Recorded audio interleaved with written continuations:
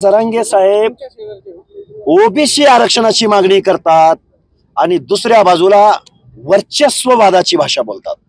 बघून घेईन काय म्हणतात, बघून घेईन कसा निवडून येतोय बघू। यांचा असा पराभव करा की 5 पिढ्या यांच्या पुढे राजकारणात आल्या नाही पाहिजेत। एका एकाला बघून घ्यायची भाषा जरांगे पाटील बोलतात। या जगामध्ये हिटलरला सुद्धा इथल्या जगानं स्वीकारलं नाही। त्यामुळं आमची लोकशाही, आमचा कायदा कानून चॅलेंज करणारी माणसं, बाबासाहेबाचं संविधान एवढं समर्थ आहे। जरांगे तुमच्यासारखे किती आले गेले तट्टू, आम्ही अजिबात घाबरत नाही। त्यामुळं जरांगेनी कायद्याचा सन्मान करावा, संविधानाचा सन्मान करावा, छत्रपती शिवरायांच्या 18 पगड जातींचा, 12 बलुतेदार अलुतेदार भटक्या विमुक्तांच्या हक्क अधिकारांचा सन्मान करावा। अरे मागासले पण मागून नाही मिळत, खोटे दाखले घेऊन तर अजिबात मिळत नाही। बाय बर्थ जन्मानं आम्ही मागासलेले आहोत। हजारो वर्ष आम्ही सामाजिक मागासले पण आम्ही सोसले म्हणून आम्ही मागास आहोत।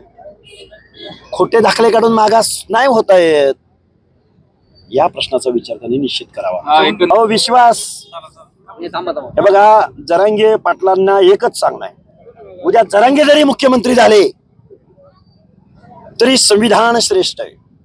इथं मागास कुणाला ठरवायचं, इथं स्टेट बॅकवर्ड कमिशन आहे। आणि तिथंही जरी त्यांनी गायकवाड आयोग आणला, फ्रॉड आयोग,